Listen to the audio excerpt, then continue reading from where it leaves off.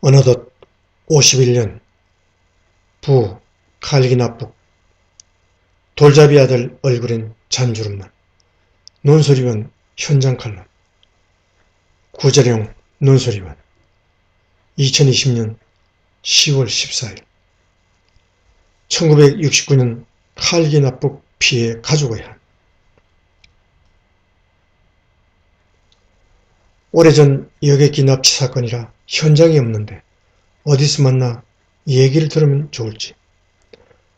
원래 비행기가 오려고 했던 곳이 김포공항이었으니 거기서 만나죠.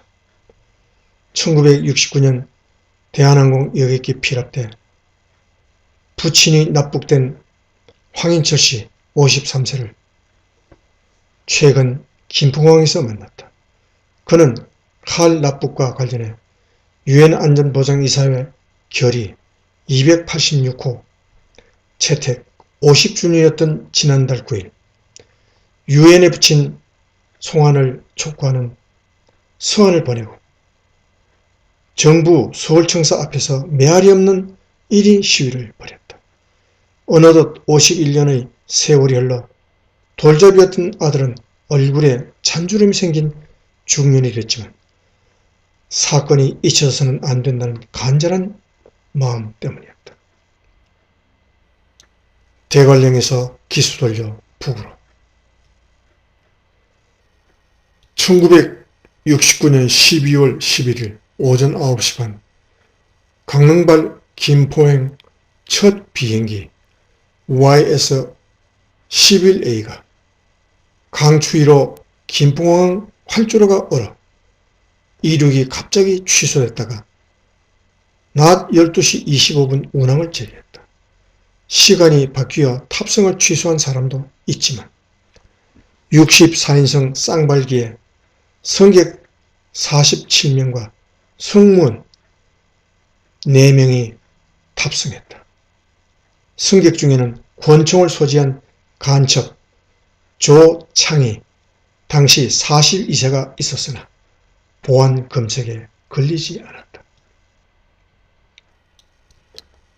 이륙 후 약 10분 비행기가 대관령 고개를 지날 때 객실 앞부분 좌석에 있던 한 남성이 급히 조종석으로 들어갔다. 조종석과 객실 통행이 차단되지 않던 때였다. 잠시 후 여객기 창밖으로 바다가 보였다. 여승무원의 다급한 안내방송이 나왔다. 비행기가 납치됐다. 가지고 있는 신분증이나 사진을 모두 찢어서 없애달라. 어느새 북한 전투기 2대가 나타나 양쪽에서 호위하며 여객기는 북상했다. 한국 공군기 2대가 뒤늦게 출동했으나 때는 늦었다. 여객기는 함흥 연포 비행장에 착륙했다. 특수이산 가족이 된 미 귀환자 1970년 2월 14일 판문점 칼기 납치 피해자들이 돌아왔으나 승무원 4명과 승객 7명 그리고 조창희를 뺀 39명이었다. 옥류 65일간 납치 피해자들은 여러 곳을 옮겨 다니며 세뇌 교육을 받았다고 증언했다. 북한은 비행기 변기에 찢어서 버린 사진과 신분증도 찾아내 신원을 확인해 신문을 냈다. 손모 씨 당시 27세는 돌아왔으나 20일간의 전기 고문과 약물 주사 등으로 언어기능 장애를 일으켰다. 2001년 2월 26일 평양 고려호텔 이산가족 상봉자 대학을 졸업한 이듬해 23세에 칼 승무원으로 입사했던 성경희 씨가 김일성대 교수인 남편 20대의 아들, 딸과 함께 특수 이산 가족으로 나와 남측의 모친을 만났다. 다른 미 귀환자 10명은 아무도 나오지 않았다. 북측은 소재 불명, 생사 불명이라고 둘러댔다. 북한은 앞서 1958년 2월에도 부산발 서울행 KNA 소속 여객기 창랑호를 경기 평택 상공에서 납치했으나 승객과 승무원 26명을 모두 돌려보냈다. 그러더니 YS-11A는 미 귀환자 송환 요구에 응하지 않고 자발적으로 북에 남은 것이라고 주장했다. 북한의 항공기 납치 및 테러는 1987년 11월 115명이 탑승한 칼 858기를 미얀마 안다만 해역 상공에서 폭파하는 만행으로 이어졌다. 공문 피살 손 놓은 정부, 납북도 방치. 모이지 못한 지 오래입니다. 미 귀환자 부모는 돌아가시고 형제들도 거동이 불편할 정도로 연로한 분이 많아. 황 씨는 자신이 대표를 맡고 있는 칼기 납치 피해자 가족회에 대해 묻자 이렇게 답했다. 북한의 모르쇠, 정부의 무성의와 무신경, 그리고 일부는 북에 남은 가족이 피해를 입을 수 있다는 걱정까지 더해져 피해자 가족회 활동은 이어지지 못하고 있다고 했다.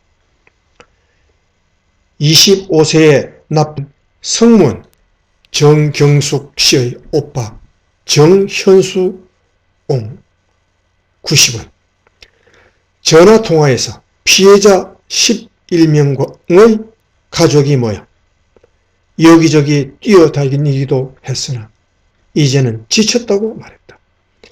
정홍은 과거 언론 인터뷰에서 자신이 동생에게 칼 채용 공고를 알려준 것을 안타까워했다. 모친은 2000년 눈을 감으면서도 딸을 보고 싶다고 했다고 한다.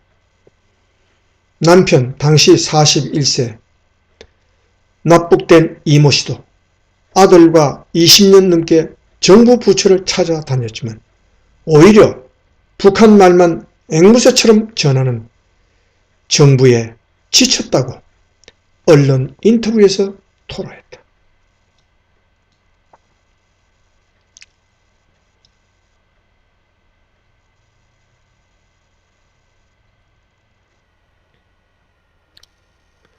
북한이 1983년 항공기 불법 납치 억제에 관한 국제협약도 비준해 납치 피해자를 돌려보내는 것이 의무이기도 하다고 했더니 정부 관계자는 북한이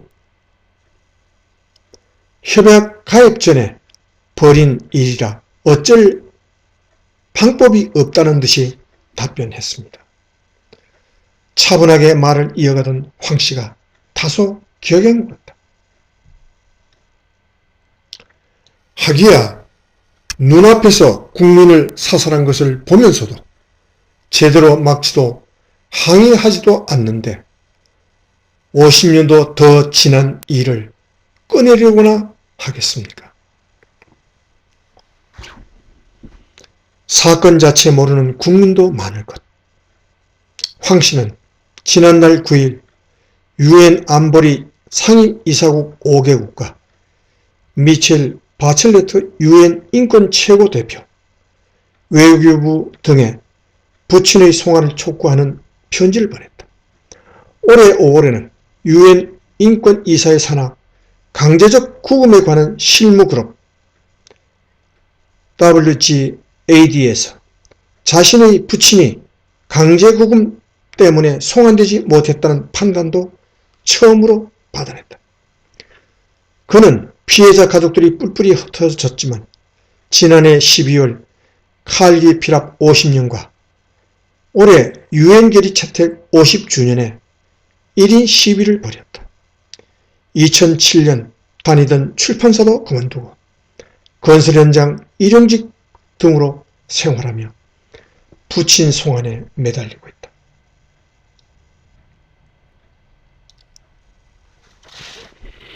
대한민국 상공에서 비행기를 납치해 아직까지 피랍자를 돌려보내지 않고 있는 사건이 잊혀서는 안 되지 않습니까? 그는 칼기 피격 사건과 헷갈리고 납치 사건은 있었는지도 모르는 사람도 많다고 말했다. 그는 부친이 살아있다고 확신해 활동을 그만두지 않고 있다. 황 씨의 부친 황은 당시 영동 MBC PD, 당시 32세는 그날 직속 상사 대신 서울 출장길에 올랐다가 납치됐다. 이듬해 1월 1일 황원 씨는 피랍자들이 모여있는 자리에서 각오파라는 노래를 불러 모두가 눈물 속에 합창을 했는데 이 사건 뒤 어디론가 끌려갔다고 귀한 자들은 증언했다. 납치됐다 돌아온 승객 현모 씨는 돌아오지 못한 사람 중에는 북한에 당당하게 맞선 사람들도 있었다며 영동 MBC의 황 PD와 카메라맨 김봉주 씨, 당시 28세도 그런 사람이라고 했다.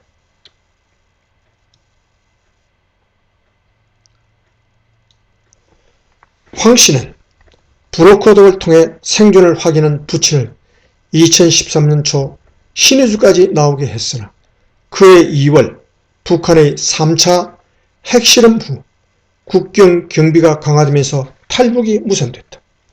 그 후 2017년 황해북도 사리원에서 봤다는 소식도 들었다. 황 씨는 송환 요구 투쟁이 힘겨워 보인다는 말에 의외의 답변을 했다. 터무니없는 현실에 분노만 하면 못합니다. 그러면 스스로 오래 견디지 못합니다. 납북자 송환 노력, 한 일의 차이. 스가 요시히데 신임 일본 총리는 지난달 24일 문재인 대통령과 가진 첫 전화통화에서 납북자 문제에 대한 한국 정부의 관심을 요청했다. 문 대통령은 일본의 노력을 지원, 지지하겠다고 했다. 존 볼턴 전 백악관 국가안보보좌관은 회고록에서 싱가포르 북미 정상회담에 앞서 아베 신조 총리가 주문한 것은 납북자 문제였다.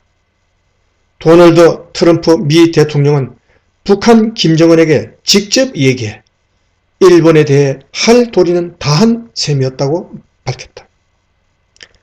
일본 정부가 공식적으로 규정한 납북 피해자는 17명으로 5명은 2002년 9월 고이즈미 주니치로 총리의 평양회담 직후 돌아왔다. 일본인 피해자는 나가타 해변 등에서 납북됐지만 한국은 칼 여객기, 동진 27호, 어선, 북중 국경에서 납치된 7명 등 납치 수법도 다양하고 인원도 많다.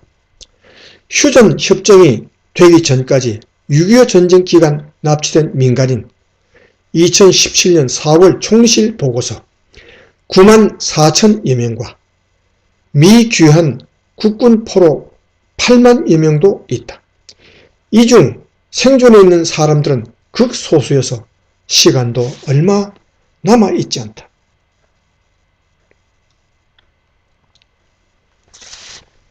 북한에 억류되어 있던 국군 포로들은 2000년 당시 김대중 대통령이 평양에 온다는 소식을 듣고 자신들을 데려갈 수도 있다는 희망에 부풀었다고 한다. 김 대통령에 이어 노무현, 문재인 대통령이 평양에 다녀왔지만 납북자는 한 명도 데려오지 않았다. 납북자를 돌려보내라는 말도 꺼내지 않았다. 우리 땅의 하늘에서 대낮에 납치된 여객기에 탑승했던 피해자들이 돌아오지 못해도 국가가 아무런 대응을 할 수 없는 것인가? 칼리 납치 피해자에 이어 지난달 서해에서 피격된 공무원의 형 이래진 씨도 서울 UN 인권사무소를 찾아다니며 조사를 요청하고 있다. 국가와 정부가 국민보호에 손을 놓거나 소홀을 할 때 한 개인이 감당하기가 얼마나 힘든지 생각하게 하는 요즘이다. 구자룡, 눈소리요.